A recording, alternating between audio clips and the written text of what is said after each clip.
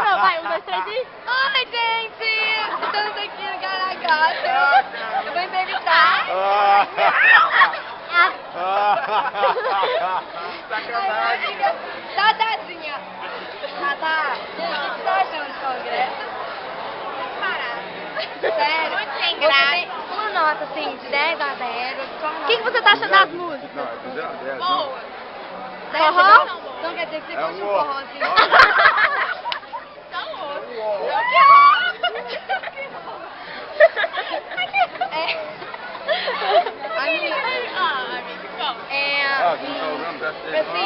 Você tá torcendo pra cair em qual cidade o ano que vem?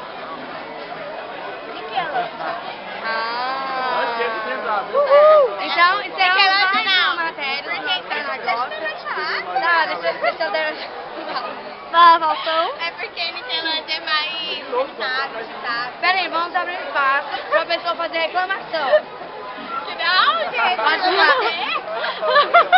Véi, eu grilei com isso aqui, eu não gosto disso aqui, eu quero ir embora, o meu banheiro tá nojento pra caramba, e é o seguinte, eu protesto por causa disso aqui, não toca nada, uma música nenhuma boa, é o seguinte, eu quero animação, eu quero animar, falou.